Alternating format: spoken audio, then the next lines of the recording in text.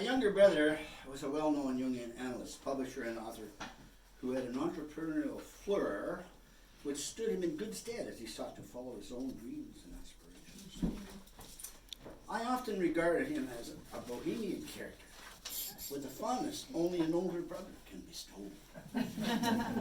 I am sure Daryl would subscribe to this definition of a bohemian as one who takes the world as he or she finds it, the bad with the good, making the best of the present moment, to laugh at fortune alike, whether she be generous or unkind, to spend freely when one has money, and to hope gaily when one has none, to fleet the time carelessly, living for love and art. It is not enough to be oneself in Bohemia. One must allow others to be themselves as well. One must choose and find one's own path, be one's own self, live one's own life. For Daryl, living his own life and finding a path began with an interest in writing, which led him to Carleton University in Ottawa, where he received bachelor's degrees in journalism as well as in mathematics and physics. How the two relate to each other, I do not know. Followed by advanced academic pursuits in the UK and France, receiving a master's degree in literature and philosophy from the University of Brighton. He was never much for the corporate world, as Davis pointed out. However, after graduation from Carleton, he joined Procter & Gamble for a brief stint as editor of Moonbeams, the house publication. Leaving the corporate world, he set off for Europe, eventually ending up in England in the early 1960s. In England, he convened with both British and expat Canadian friends in the local gathering spot for writers, artists, and actors, fellow bohemians, as it were. While in England, he worked as a teacher and as a writer-editor for London publishers. He also met and married Barbara Latham, his wife of 13 years, with whom he had 3 children, all of whom are with us today. They lived in London, Devon, Hayshot, and Dijon, France, then moved back to Canada to Burlington, Ontario in 1969. He then founded Playwrights Co-op of Canada, an organization which fostered and supported Canadian playwrights. However, the co-op was simply a wayside stop for Daryl, as he sought to find his ultimate career path. Having developed an interest in Jungian psychoanalysis in the late 60s and early 70s, Daryl entered training at the C.G. Jung Institute in Zurich in 1974, and upon graduating in 1978, returned to Canada again to begin an analytic practice in Toronto. In 1980, he established the major labor of love, Inner City Books, a publishing house solely dedicated to publishing the works of authors who wrote on Jungian topics. Over a period of almost 40 years, this successful publishing venture produced more than 140 individual titles from over 50 authors in the series Studies in Jungian Psychology by a Jungian analyst, some of whom may be here today. I have not met them yet. Authoritative works they were on basic Jungian principles, women's studies, spirituality, alchemy, relationships, dream and fairy tale interpretation, masculine psychology, midlife issues, and much more. Daryl himself wrote 36 titles, a testament to his prolific writing ability. Inner City Books is still the only publishing house in the world devoted exclusively to books written by Jungian analysts to promote the understanding and practical application of the work of C.G. Jung. Most of the book sales went to the U.S., in particular to universities for texts or references, but many also went to individual readers in the U.S. and in other countries. In the area of publishing, as in our youthful games of badminton, Daryl outscored me by a considerable margin. As I used to remind him ruefully, he always won 2 matches to my 1 in badminton. And in publishing, he was even further ahead, outdoing my 3 published books by 12 to 1. Inner City Books has sold over 2 million books, with more than 300 editions in 27 languages, including Korean. And as Daryl's office manager, Scott, will attest, many of them are still selling. In the 1980s, Daryl met Victoria Cowan, who also became senior editor at Inner City Books. Daryl and Vicki had a daughter, Jessy, who is also with us today. They spent time at their Manitoulin cottage, where Daryl drew inspiration for many scenes and characters in his books. His publishing business flourished while Daryl continued with his successful practice as a Jungian analyst, and he was frequently asked to guest lecture for Jungian associations in Toronto, the US, and in Europe. He also co-founded the Ontario Association of Jungian Analysts. As suited a bohemian personality, Daryl was an adventurous person with a quiet, introspective side. As Dave has pointed out, he loved music, art, and books, enjoyed the opera, jazz clubs, and snooker. It is fair to say he chose the road less traveled and led a life well lived. He will be deeply missed by all his children, grandchildren, and their spouses. Dave and Sandra, Ben and Deb, Tanya and Noel, Jessy and Robbie, grandchildren Julian, Devin, Dylan, and Emily, as well as myself and my wife Myrna, his nieces Heidi and Dana, co-parent Victoria and Brian, office manager and business partner Scott and his wife Joy, loving companion Liz, and many, many dear friends and readers of inner city books in the Jungian community all around the world. For Daryl, his works remain a living legacy, a testament to his dedication to his passion, which will live on, as will the spirit of Professor Brillig and Army, two of Daryl's companions in his Jungian quest. May he rest in peace. I want to give special thanks to my nephews and nieces and their spouses for arranging this special celebration of life. Thank you.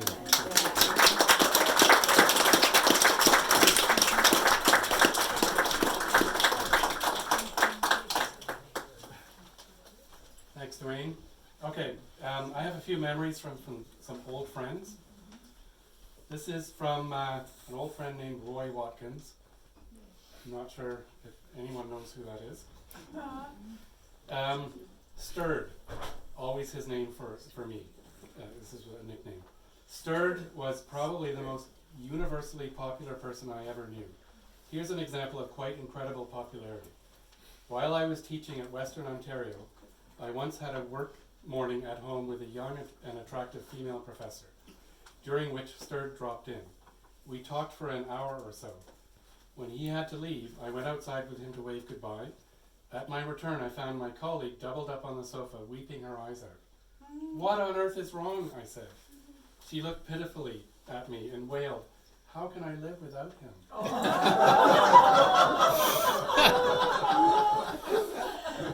Apart from that remarkable talent he had, he was also amazingly successful at whatever he undertook. And the thing we always remember most, he was funny. Funny in ways one seldom sees in this world of ours. Well, I'm sure you know what I want to say, but I'm not going to say it. The best thing we can do to honor his memory is to live with joy as he did. Our love to you all, Roy and Eve in France. I just received this 10 minutes before leaving to come here. Well said. What a story.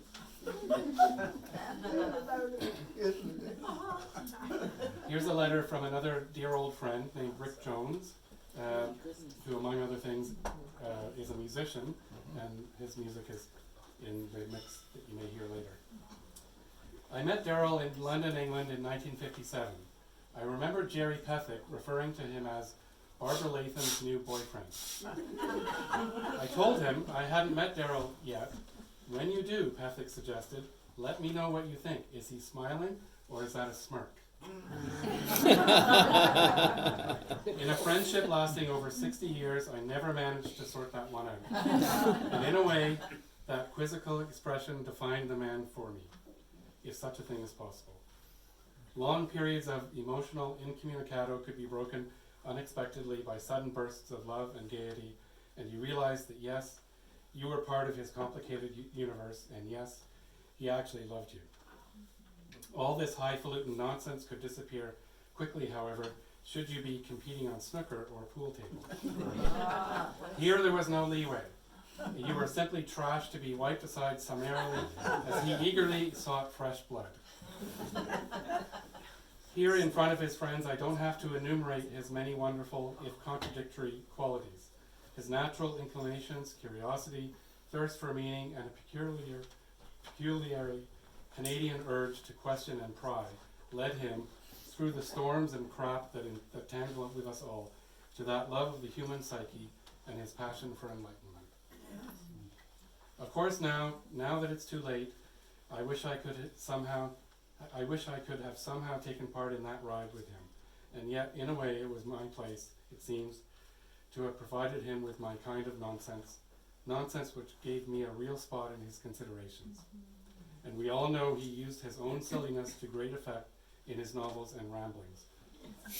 I will miss him dearly, for who, now, can I regale with the stupid things that crop up in an old actor's mind? Who now can I share the odd numinosity? How could I even have learned that word without my old pal? Hundreds of clips from the past flash by my inner vision: the Burlington Lake House, happy days of fine glow, homegrown weed, beer brewing in big black garbage cans, moons rising over the South Downs in England, and jealously guarded bottles of Dranguery sipped in the Sussex summer nights. All 4 kids now full grown and complete, cats feasting on boiled potato skins, dreams of literary glory, laughter in the night. Goodbye, buddy, you had a real fucking go at it. That's Rick Jones. He lives in Arizona now.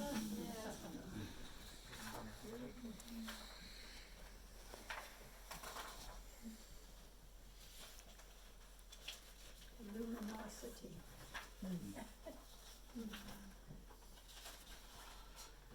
Here are 2 short tributes from 2 union analysts from Alberta. This is from Peggy Voth. It was my great privilege to have Daryl as my first training analyst. Somewhere, sometime, the archetype of Eros took up residence in this man.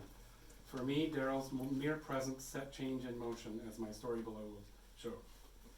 Daryl first introduced himself to me in a dream, months before I met him in person. At the time of the dream, I had not heard of him, nor did I know anyone by that name. He continued to show up in my dreams. At some point, my analyst in Calgary told me there was a man named Daryl Sharp who ran a publishing company called Inner City Books in Toronto. Almost a year later, I went to Toronto to undergo the interviews required of applicants to the training program. By then, I had read many of the books published by Inner City, and I wanted to meet the Daryl Sharp who had undertaken the impressive venture of publishing Jungian books. I phoned him. He was reluctant to see me, believing that I might not get accepted into the program and therefore not be in Toronto again. I insisted. He finally relented. Come on Friday at 3, he said. 2 things happened as soon as he opened the door and stood framed in the doorway. First, he looked like death warmed over.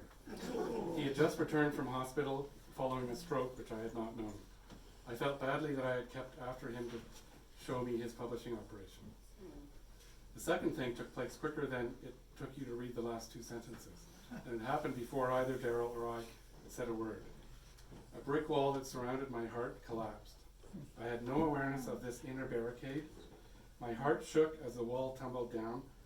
All my insides started to tremble. Tears pricked my eyes. Daryl led me around the rooms that housed his company, but little of it registered with me. I was desperately trying to hold myself together.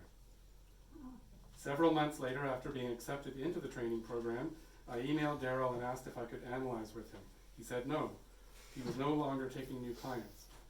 I sent him the series of my dreams in which he had appeared. He wrote back and said he realized that he must take me on. And so our work began. A man of few words and a soft chuckle, Daryl had an ability to put a finger directly on my blind spots, gently and without judgment.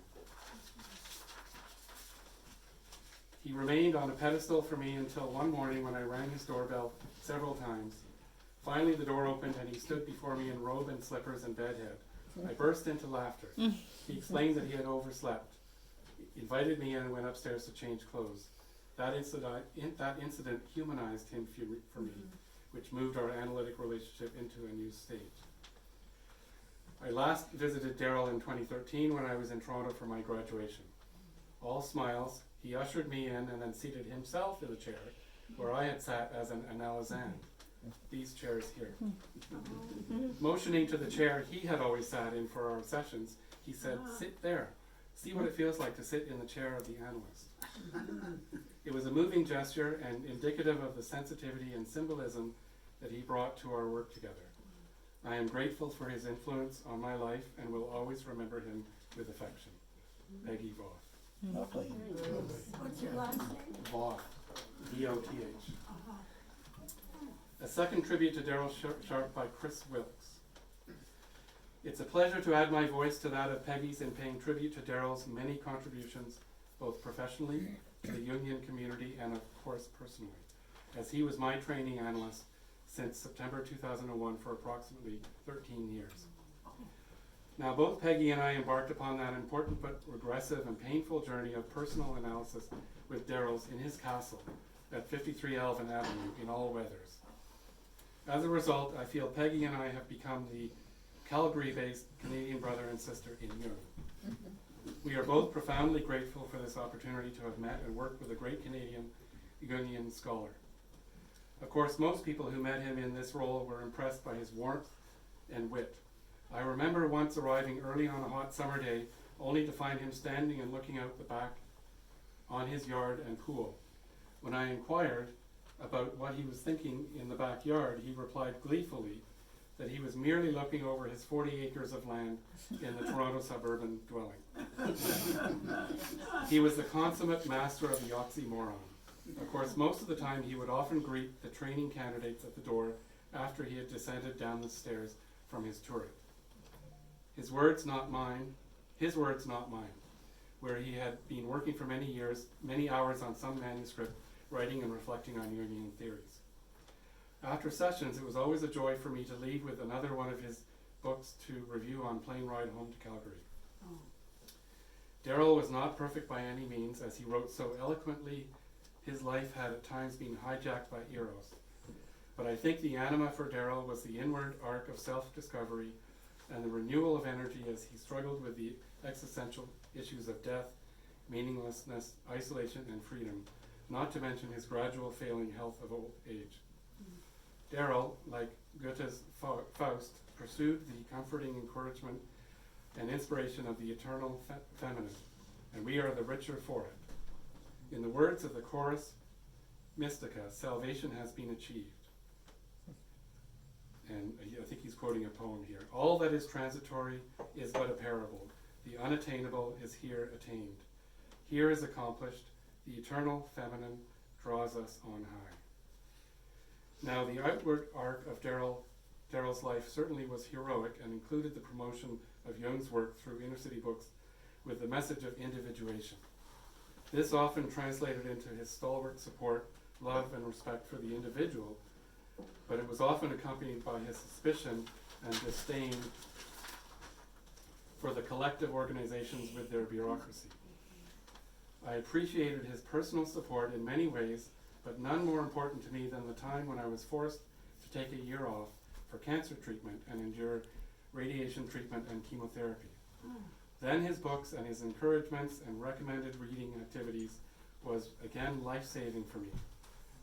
So his compassion, generosity, and eros always shone through, and I grew to love the man, foibles and all.